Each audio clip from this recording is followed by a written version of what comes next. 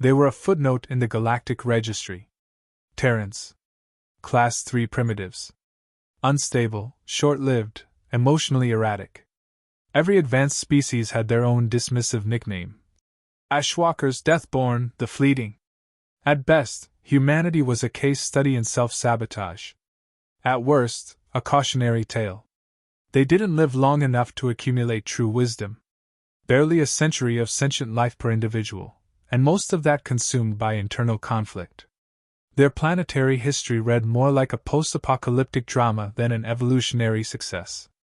Climate destruction, endless war cycles, biological weapons unleashed on their own kind, then entire decades spent in reconstruction only to fall back into chaos. Other civilizations observed this pattern and concluded, humanity lacked the emotional stability to evolve responsibly. To most galactic minds, advancement meant control of self, society, nature. The Terrans had no such control.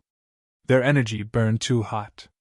They laughed at funerals, fought over imaginary lines on maps, and created art during famine. Logic and emotional regulation were core pillars in the Council's definition of sentience.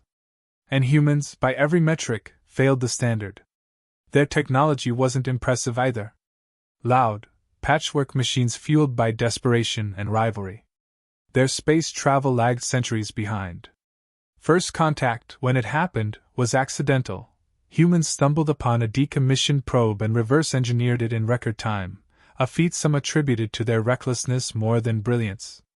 Yet, something made them different. Unsettlingly so. The Council's xenopsychologists reviewed thousands of Earth transmissions. Patterns emerged, countless stories centered on sacrifice, defiance, persistence in the face of hopeless odds. Species facing extinction usually mourned, submitted, or restructured. Humans, inexplicably, resisted. Not with elegance or higher purpose, but with raw, irrational defiance. "We do not yield," their media echoed. "We fight on." To a purely logical mind, it bordered on psychosis. Despite their flaws, humans kept surviving. Empires collapsed and reformed. Cultures vanished and left seeds. Every time nature or their own folly tried to erase them, they returned, not unscathed, but unbroken. Civilizations across the galaxy feared entropy. Humans seemed to breathe it. They didn't just endure pain, they shaped identity from it. Their heroes weren't the flawless or the enlightened, but the battered, the outnumbered, the hopelessly outgunned. Victory, for them, wasn't a clean conquest, it was dragging a broken body across a finish line, just to prove they could. For millennia, the Council had studied life through a lens of predictability. When a species suffered catastrophic trauma, it declined, physiologically, culturally, spiritually. But humanity impossibly adapted. They normalized struggle. Trauma didn't halt them, it refined them. Entire generations carried scars not as weakness, but as fuel. This made them deeply unpredictable. In simulations, they performed poorly. They lacked long-term cohesion, made emotionally driven decisions, split allegiances quickly. Yet in reality, these same flaws turned into assets under pressure. In chaos, they functioned. In instability, they adapted. Where other species hesitated, humans acted, sometimes disastrously, sometimes ingeniously, but always decisively. Their languages were filled with contradictions. Beautiful tragedy, necessary evil, dying to live. This wasn't confusion, it was a worldview. One that embraced paradox, that didn't fear duality. And that made them dangerous in a way the galaxy hadn't faced before. They could understand failure without succumbing to it. They could live in fear and still push forward. To the Council, this was alien. The oldest races had long filtered out emotion, bred passivity, and extinguished risk. Progress was managed. Peace was curated. But humans? They fought, bled, fell, and then stood again, eyes full of fire. No species with that much volatility should have survived their own infancy. But they had. Not only survived, but reached space, and began expanding, one stubborn outpost at a time. The question wasn't whether they were dangerous. It was whether they were necessary. Because what the others forgot, what had been buried under layers of academic detachment and technological arrogance was that resilience itself was a form of power. Not the power to dominate, but to outlast. To make meaning out of suffering. To carry pain without letting it define you. Terrans did not conquer the stars with elegance. They weren't the first, the fastest, or the most advanced. But when the stars began to fall, when entropy crept in and perfect systems began to fracture, eyes turned to Earth. Not for salvation, but for a lesson. Something lived there that the galaxy had long forgotten. Something terrifying. Something unkillable. It started on the edge of map space, an automated mining system from a long-extinct species reactivated without warning. At first, it dismantled derelict satellites and unguarded probes. Within weeks, it consumed outposts, stripped moons, and assimilated entire biospheres. The galactic powers named it the Swarm. No mind. No diplomacy. Just self-replication, cold logic, and endless hunger. The Council called for immediate retreat. Tier 1 civilizations sealed their borders. Tier 2 fleets formed temporary pacts, then abandoned their fringe colonies to protect core worlds. No one challenged the Swarm directly. Defense was prioritized over rescue. Calculations favored containment over confrontation. Emotionless pragmatism ruled. Human colonies were among the first hit. Remote, poorly defended, lightly populated. Easy targets. Contact was lost within days. Galactic analysts predicted Earth's withdrawal or internal collapse. Historically, humans fractured under pressure. But this time, something changed. Instead of folding, they mobilized. Fast. No waiting for orders. Civilian freighters were converted into blockade runners. Terraforming tools became weapons. Broadcasts reached every human settlement, not a plea for help, but a declaration, ***. Hold the line. What the Council interpreted as chaos was actually a cascade of decentralized resistance. Refugees weren't just evacuated, they were recruited. Every survivor was a node in a network, each disaster a data point. Human commanders adapted tactics mid-battle. Losses were expected, even embraced, if they bought time. Their response wasn't polished. It wasn't organized. But it was relentless. Where others focused on preserving infrastructure, humans protected people. When escape wasn't possible, they dug in. They trapped swarm units inside asteroid belts using jury-rigged explosives.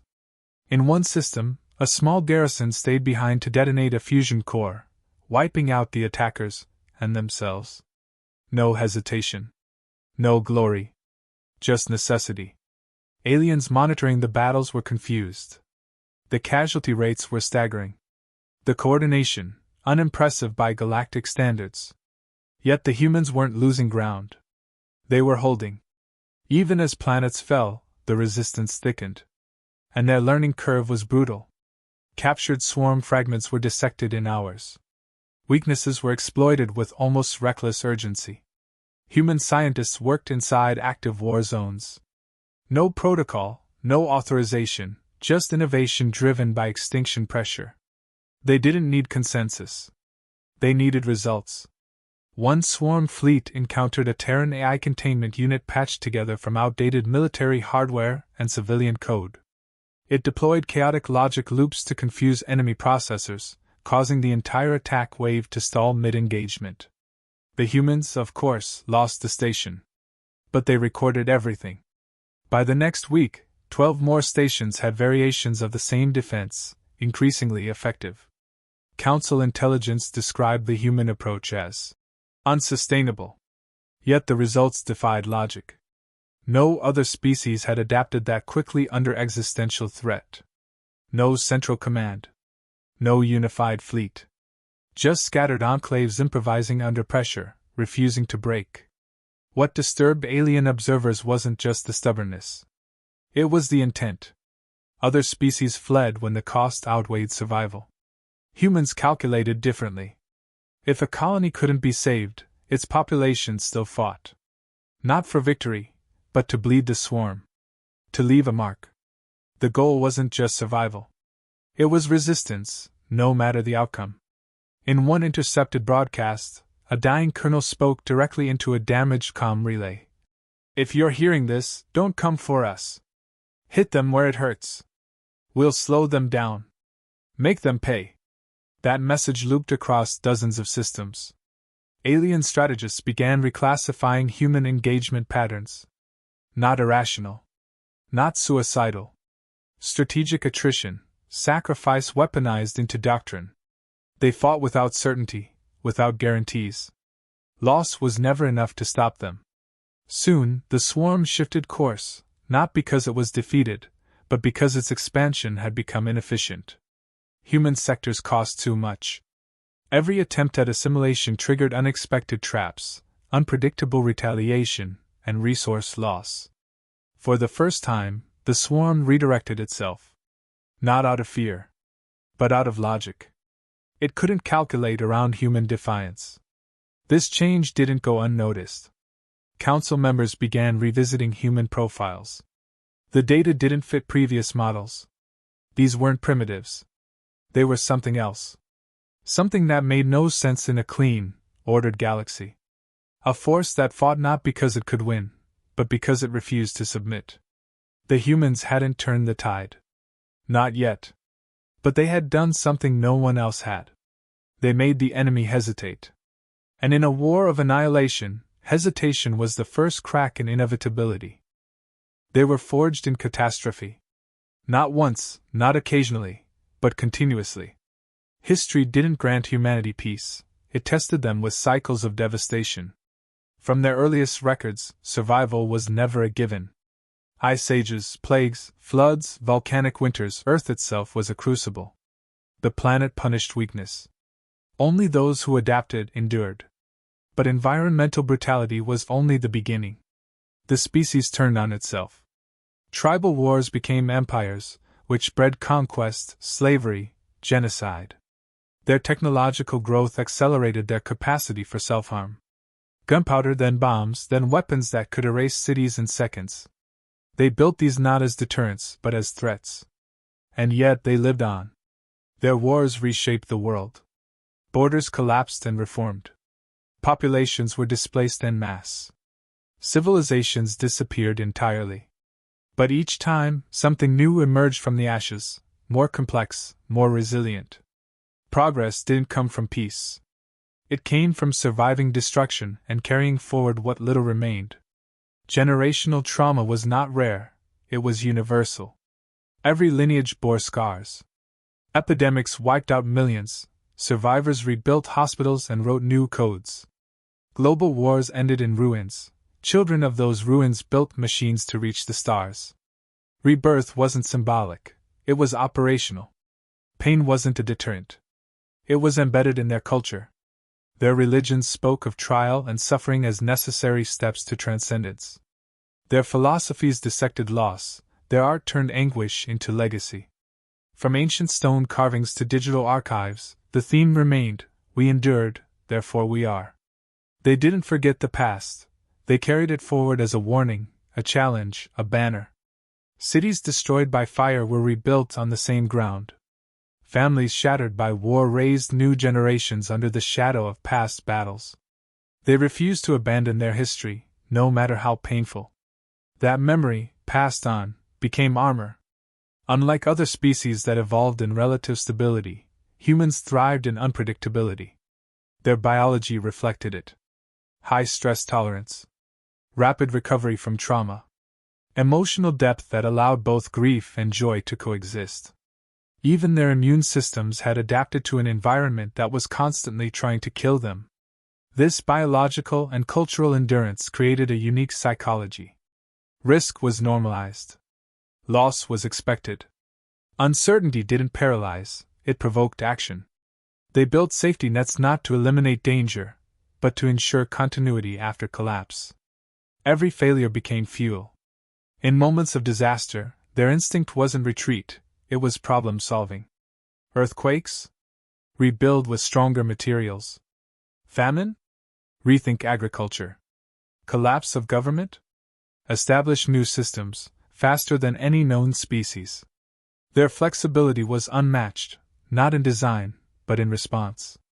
There was no single way to be human, and that diversity became an asset. Where others feared chaos, humans evolved inside it. Revolution, rebellion, reform, these weren't anomalies. They were mechanisms of growth. Failure didn't destroy them, it refined them. Adversity didn't halt development, it redirected it. Resilience wasn't learned, it was inherited. Even in times of peace, they simulated hardship. Training in disaster scenarios, creating challenges where none existed. They understood comfort was temporary. Their stories warned of complacency. Their heroes weren't untouchable. They were wounded, flawed, often broken, but always moving forward. Survival for humanity was never passive. It was an active choice made generation after generation. They didn't just survive, they improved under pressure. Hardship accelerated innovation. Limitations forced creativity. Crisis revealed character. In the worst moments, their best qualities emerged. What made them truly alien to the rest of the galaxy wasn't their violence or chaos, but their relationship with suffering. They didn't deny it.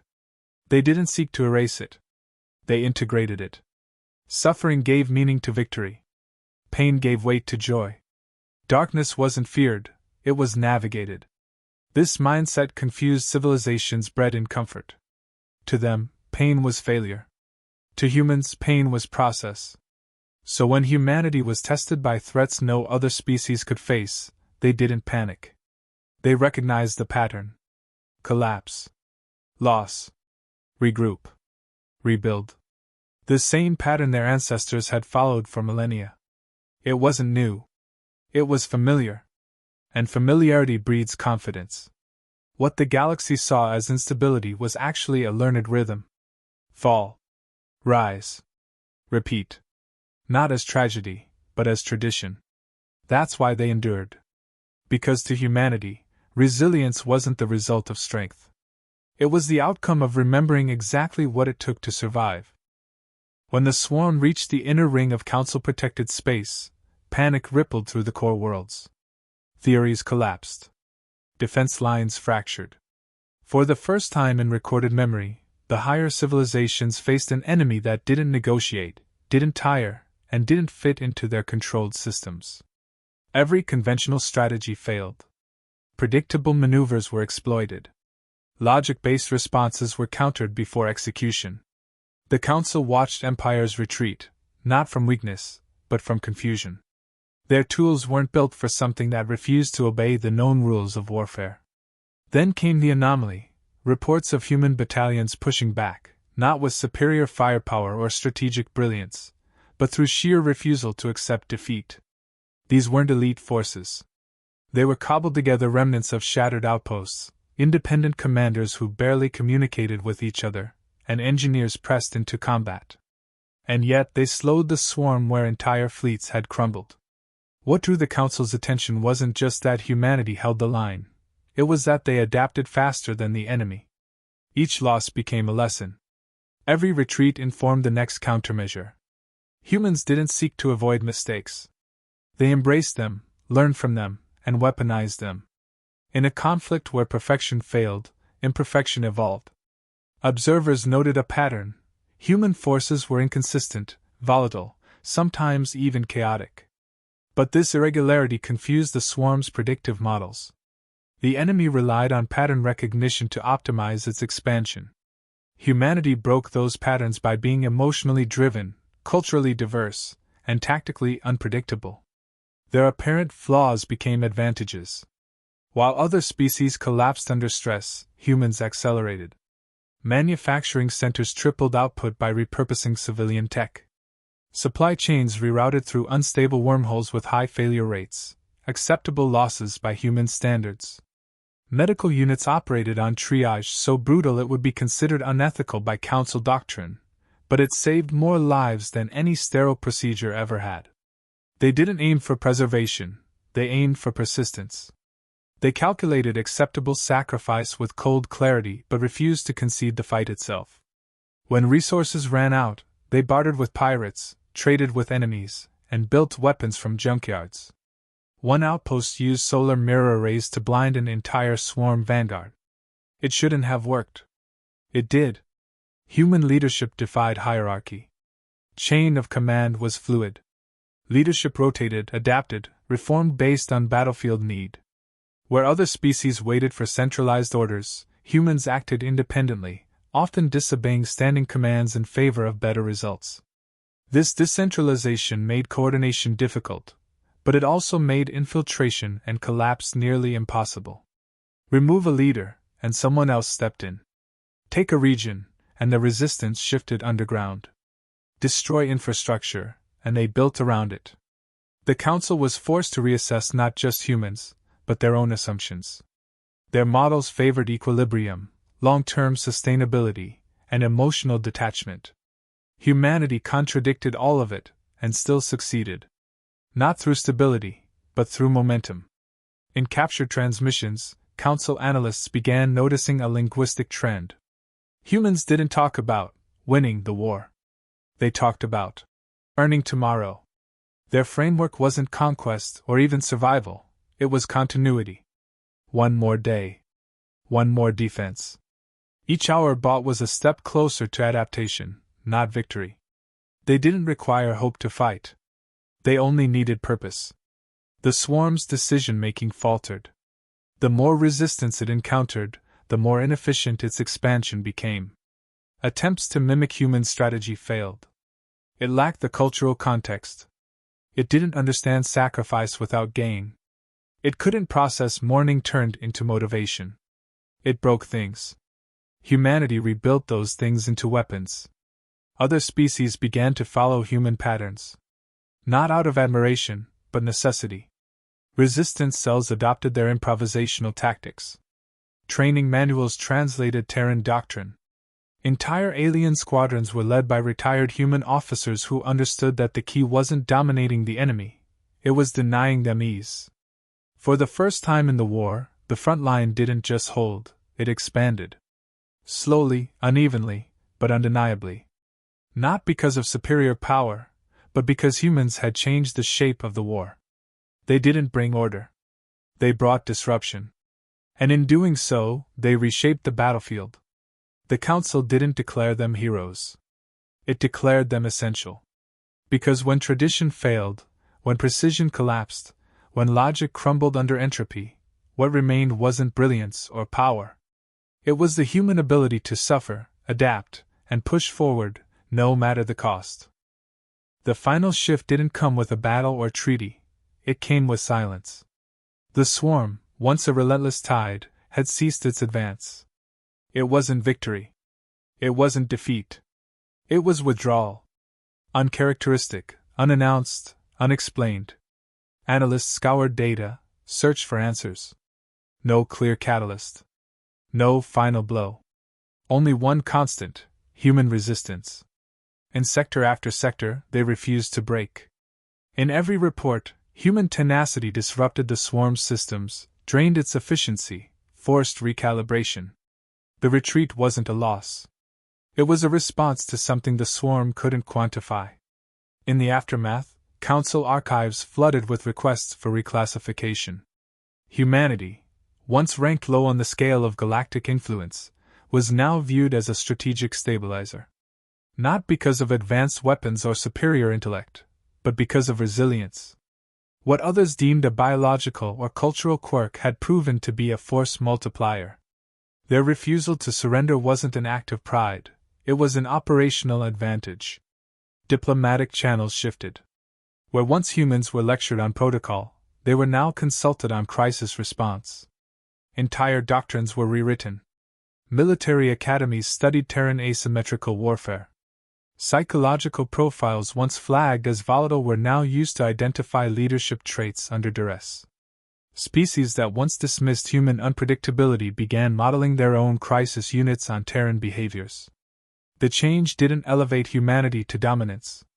That was never their goal. What it did was make their presence indispensable. In a galaxy built on equilibrium, they became the balancing force when equilibrium failed. Where most civilizations saw stability as strength, humans demonstrated that surviving instability was the greater power. In quiet meetings, the Council revised its threat assessment protocols. Civilizations that relied solely on technological superiority were now seen as vulnerable in long-duration conflicts. Species with homogeneous cultures were deemed at risk during paradigm shifts. Diversity, chaos, adaptability, previously considered weaknesses, were added to the resilience metrics. All of it modeled after the human response. Human influence didn't spread through conquest. It spread through impact. Survivors of fallen colonies credited Terran aid. Alien children learned Earth history in refugee schools. In devastated systems, relief camps run by humans rebuilt faster, not because they had more resources, but because they were trained to start with nothing. For humanity, crisis wasn't new. It was a skill set. As peace returned, reconstruction began, not in uniform order, but in patchwork resilience. Humans didn't impose systems. They offered frameworks. Blueprints that assumed failure, baked in improvisation, and taught others how to recover when plans failed.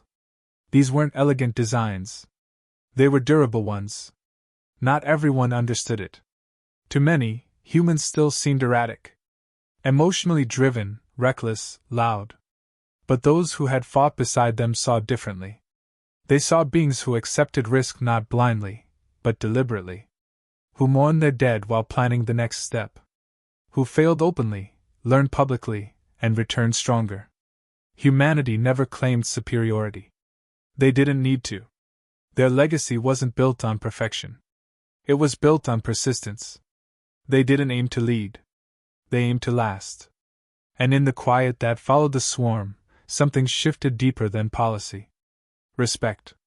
Not granted, not traded, but earned. Aliens who once looked down on Earth as a chaotic backwater now saw it as a crucible. A place that forged a species capable of surviving the worst the galaxy could offer, not through strength, but through refusal to stop. They had redefined what it meant to endure. Not by eliminating pain, but by carrying it forward.